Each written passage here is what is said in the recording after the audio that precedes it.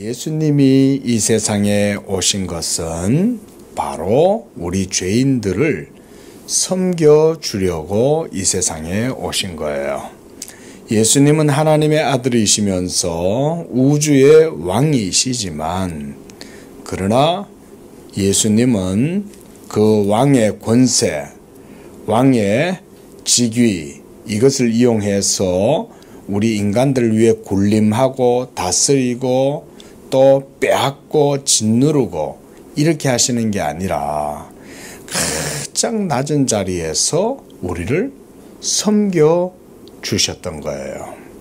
그런데 예수님이 우리를 위하여 섬겨주신 최고의 섬김이 뭐냐면 바로 자기의 목숨을 우리를 위하여 하나님께 드리는, 바로 그 희생의 제사를 하나님께 드린 것, 이것이 예수님이 우리 죄인들을 위해서 섬기신 제일 큰 섬김이었어요.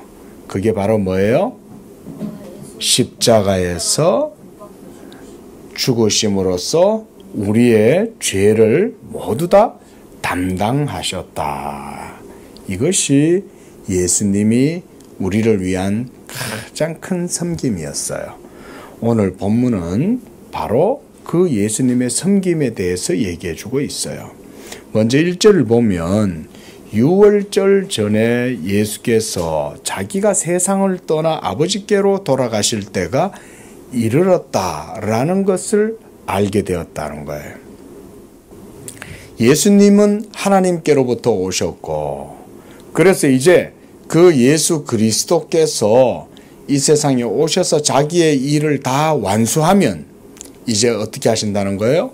아버지께로 다시금 돌아가신다. 그때가 이제 이르렀다는 것을 알게 되신 거예요. 자, 그런데 바로 그때 예수님께서 이렇게 자기가 이제는 십자가를 지고 죽으시고, 그래서 우리의 죄를 십자가에서 다 대속하신 다음에 그 모든 일이 끝나면 아버지께로 돌아가실 때가 가까웠다는 것을 알게 되자 예수님이 하신 일이 바로 오늘 제자들의 발을 씻겨주시는 이 일을 예수님이 하신 거예요.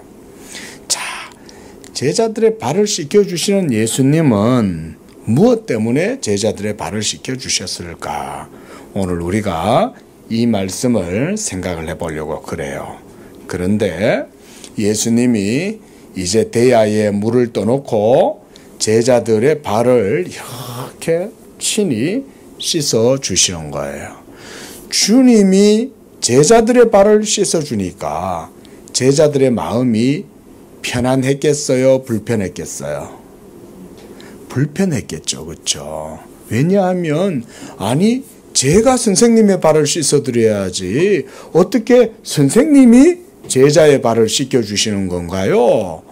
이러면서 베드로가 반대를 했어요. 예수님, 제가 예수님의 발을 씻겨 드려야 할 터인데 어찌 예수님이 저의 발을 씻어 주시려고 그러십니까? 저는 예수님이 저의 발을 씻지 못하게 할 겁니다. 이러면서 6절에 보니까 어찌하여 주께서 내 발을 씻으시나이까? 이렇게 말씀하셨어요. 그때 7절에 예수님은 지금 내가 하고 있는 이것을 네가 지금은 알지를 못하지만 이후에는 알게 될 것이다. 이렇게 말씀했어요. 이후에, 어떤 일 이후에 이 일을 알게 된다는 거죠? 그렇죠? 돌아가시기 전에 무슨 일을 하셔요? 그렇죠? 바로 십자가에서 우리의 죄를 대신해서 죽으심으로써 그의 흘리신 피가 바로 우리의 죄를 씻어주시는, 바로 그 일이 있고 난 이후가 되면 내가 너희 발을 씻어주는 이 일이 무슨 의미인지를 너희가 그때에서야 깨닫게 될 것이다. 예수님이 이렇게 미리 말씀해 주고 있는 거예요. 그래서 하지만 지금 베드로는 예수님이 왜 자기의 발을 씻어주는지 이해를 하지 못했어요.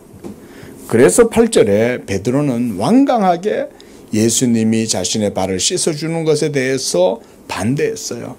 내 발을 절대로 씻지 못하십니다. 제가 예수님을 씻어드리면 드려야지 왜 예수님이 저의 더러운 발을 만지고 씻어주십니까?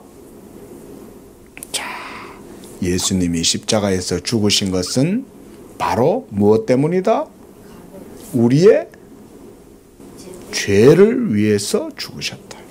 건우 속에 있는 더러운 죄, 악한 죄, 교만한 죄, 잘난 척하는 죄, 부모님 말씀 안 듣는 죄, 마음속에 나쁜 생각들 일어날 때마다 그 모든 것들의 죄, 바로 이런 죄를 예수님이 친히 건우의 발을 씻어주시다. 그 죄를 씻어주신다. 하지만 베드로는 아직도 예수님이 왜 자기의 발을 씻어주시는지에 대해서 이해할 수 없었어요. 왜냐하면 아직 예수님의 십자가의 죽으심과 또 그 부활을 보지 못했기 때문에 그런 거예요. 하지만 예수님은 이미 다 알고 있었어요.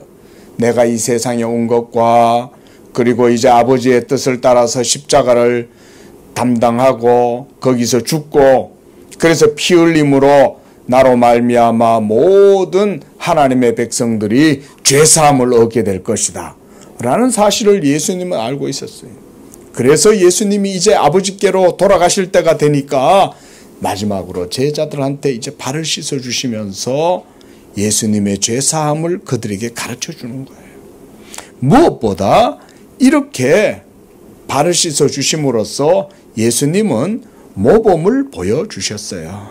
이 모범, 이게 뭐냐면 우리도 예수님이 우리의 발을 씻겨주신 것처럼 우리들도 다른 형제와 믿음의 사람들, 자매들을 향해서 그들을 섬겨주어라 이런 말.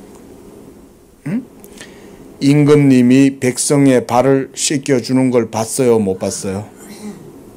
그런 것은 세상에는 없어요. 그렇죠? 이 세상에 큰 권력을 가진 사람이 낮은 자리에 있어서 거기에서 연약하고 소외당하고 그런 사람들을 섬기고 돌보는 일들은 이 세상에서 그리 보기가 쉽지 않아요. 그런데 예수님은 하나님의 아들이요 우주의 왕이신데도 우리의 죄와 우리의 죽을 그 생명을 위해서 예수님이 친히 자신이 씻어 주신 거예요. 오늘 우리가 읽지 않았지만 14절 말씀을 봅니다. 14절과 15절 함께 읽어보겠습니다. 시작. 내가 주와 또는 선생이 되어 너희 발을 씻었으니 너희도 서로 발을 씻어주는 것이 옳으니라.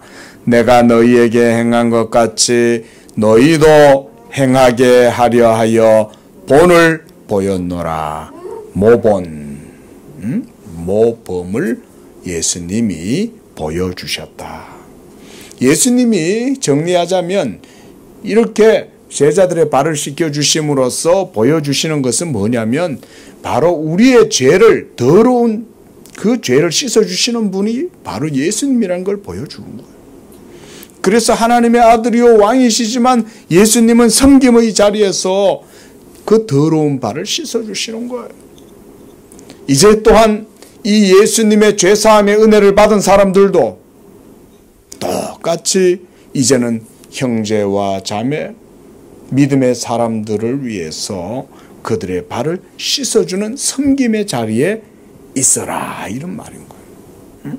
하나님께 죄사함을 받았다고 해서 자기 혼자 자유롭고 기쁘고 즐겁게 지내는 것도 좋지만 그보다 더 귀한 건 다른 사람을 위해서 섬겨주는 자리에 있는 거예요. 우리 건우도 예수님의 제자가 되어서 예수님이 건우의 죄를 십자가에서 다 씻으시고 그 십자가에서 모두 우리의 더러운 것들을 다 씻어주시고 섬겨주신 것처럼 건우도 예수님을 믿음으로 이 세상 가운데 많은 죄인들이 있지만 그들에게 나아가서 그들의 발을 씻어주고 섬겨주는 그런 믿음의 자녀가 되기를 바랍니다. 기도하겠습니다. 거룩하신 하나님 아버지, 하나님의 아들 예수님은 우리의 주님이시고 우리의 왕이시지만, 그러나 예수님은 우리를 지배하거나 우리를 다스리기보다는 도리어 가장 낮은 자리에 오셔서 섬겨주시고 우리의 더러운 발도 친히 씻어 주셨습니다. 이와 같이 예수님은 십자가에서 자신을 하나님께 드리심으로써 그 보혈의 피로 우리의 모든 죄를 다 씻어주시고 우리를 그렇게 섬겨주시되 죽기까지 섬겨주셨습니다. 이와 같이 우리도 그 죄사하시는 예수님을 본받아서 우리들도 형제를 씻어주고 형제를 섬겨주고 형제의 죄를 씻어줄 수 있는 그런 섬김의 자리에 가도록 은혜를 내려 주시옵소서. 이렇게 하여 우리가 예수님의 제자라는 것을 보여주고 예수님의 그 은혜를 누리는 삶을 살기를 원합니다. 거룩하신 예수님의 이름으로 기도합니다. 아멘.